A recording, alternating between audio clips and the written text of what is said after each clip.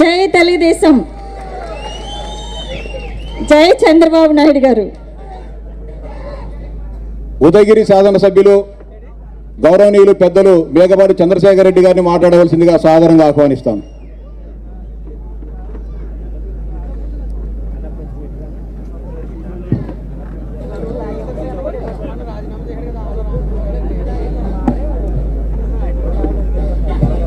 ఈరోజు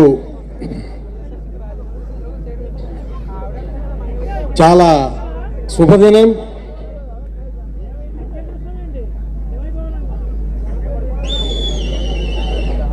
చంద్రబాబు నాయుడు గారికి నా యొక్క నమస్కారాలు తెలియజేస్తున్నాను. అట్లే లోకేష్ బాబు గారికి కూడా నా యొక్క నమస్కారాలు తెలియజేస్తున్నాను. నా పేరు మేకపాటి చంద్రశేఖర్ రెడ్డి. నేను 4 తూర్లు ఉదయగిరిలో గెలిచినటువంటి వ్యక్తిని. అది రాజశేఖర రెడ్డి గారు టైంలో 2 తూర్లు, ప్రస్తుత రాక్షస ముఖ్యమంత్రి కాలంలో 2 తూర్లు. అంటే నేను చాలామంది ముఖ్యమంత్రులను కూడా చూశాను. ఇంత అనాగరికతతో, అన్యాయంతో పేద ప్రజల్ని హింసిస్తూ నోటి మాట చెప్పటం వరకే కానీ చేయటం వరకు లేదనేది మీ అందరికి కూడా తెలుసు, నేను చెప్పనక్కర్లే. ఇలాంటి వ్యక్తిని రాజశేఖర్ రెడ్డి గారు ఎలా భరాయించాడో కూడా మనకు తెలియదు. తండ్రి కొడుకుగా రాజశేఖర్ రెడ్డి గారి కుమారుడిగా మీరందరూ ఓట్లేశారు. చాలామంది ఇక్కడ ఉన్న వాళ్ళందరూ కూడా ఓహో రాజశేఖర్ రెడ్డి కొడుకు కదా, ఒక్క తూరి గెలిపిస్తాము, ఒక్క ఛాన్స్ అన్నారు. ఒక్క ఛాన్సు బంపర్ మెజార్టీతో ఇచ్చినారు. చంద్రబాబు గారు 3 తూర్లు ముఖ్యమంత్రిగా పరిపాలిస్తే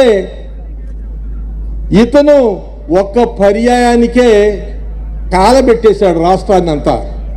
మీ అందరికి తెలుసు. ఉదయగిరిలో నేను తప్ప ఎవరు గెలవరయ్యా, నాకు టికెట్ ఇమ్మంటే నా టికెట్ని అమ్మేశారండి, అమ్ముకున్నారు. ఎంత గొప్పతనం చూడండి. నాకు తెలుగుదేశంలో కూడా మంచి స్నేహితులు ఉన్నారు. ఆ స్నేహితులు నేను బాగా ఉంటాము. వారు చెప్పిన ప్రకారం కథ నడిచిపోయింది. నేను ఈరోజు తెలుగుదేశంలో చేరాను. నాకు చాలా గౌరవం దొక్కింది. ఇక్కడ ముఖ్యమంత్రిగా ఆయన పాపం జగన్మోహన్ రెడ్డి గారిని, పేరు కూడా మర్చిపోయినానో నేను, జగన్మోహన్ రెడ్డి గారిని కలిసేదానికే ఛాన్స్ దొరికేది కాదు. ఆయన్ని గెలవాలంటే బ్రహ్మదేవుడిని కలిసినంత, అంటే ఇంక ఎట్లుంటుందో చూడండి కథ. అలాంటి వ్యక్తి, మా ఎమ్మెల్యేలకి రెస్పెక్ట్ ఇచ్చినటువంటి వ్యక్తి ముఖ్యమంత్రిగా ఇప్పుడు టిక్కెట్లని అటు నుంచి ఇటు, ఇటు నుంచి అటు, మంత్రులు అన్నీ మార్చుకుంటున్నారు. ఎందుకు వచ్చిన కర్మ అది? పద్ధతి ప్రకారం పరిపాలన చేస్తే, పేద ప్రజల్ని ఉద్ధరిస్తే, రాష్ట్రాన్ని అభివృద్ధి చేస్తే నీకు అది పట్టేది కాదు కదా. అది చేతగాక, పరిపాలన చేతగాక డబ్బు డబ్బు డబ్బు డబ్బు అనే డబ్బాతో రాష్ట్రం నాశనం అయిపోయింది. అయ్యా మనం కానీ ఇంకా ఆ పార్టీకి ఓటేస్తే రాష్ట్రం బాగుపడదు, అభివృద్ధి శూన్యం, చదువుకున్న బిడ్డలకు ఉద్యోగాలు ఉండవు, ఎవరికి కూడా అభివృద్ధి అనేది కనబడదు.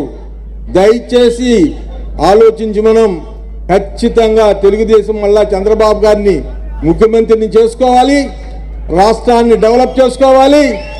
ఇది చాలా పేద ప్రాంతం.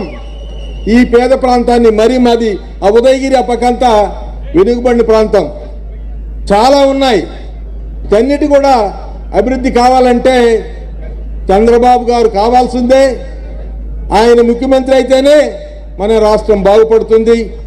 ఆయన కూడా ఒక అవగాహన వచ్చింది.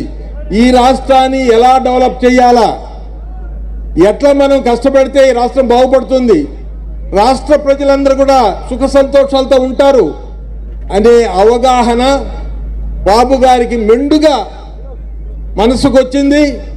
ఖచ్చితంగా ఈ పేద ప్రజల్ని ఆదుకుంటారు. మనం తప్పకుండా ఆయనకు ఆ అవకాశం ఇవ్వాలా, మంచి మెజార్టీతో గెలిపించాలా. లోకేష్ గారు కూడా చాలా ఆలోచన పరుడు. నేను లోకేష్ గారిని చూశాను, మాట్లాడాను, ఆయన పద్ధతులు కూడా చూశాను.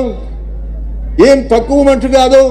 వీళ్ళందరికన్నా, ఈ ముఖ్యమంత్రుల కన్నా, ఈ మంత్రుల కన్నా, వీళ్ళందరికన్నా మహా తెలియగలిగినటువంటి వ్యక్తి లోకేష్ బాబు. నేను చూశాను. నాకు అంతో ఎంతో మనిషిని గమనించే శక్తి కూడా ఉంది. నాకున్న మనసుని గమనించే శక్తి ప్రకారం ఎక్సలెంట్ లోకేష్ బాబు గారు కూడా. దయచేసి తండ్రి కొడుకులు ఇద్దరు కూడా రాష్ట్రాన్ని అభివృద్ధి చేసేటానికి సిద్ధంగా ఉన్నారు.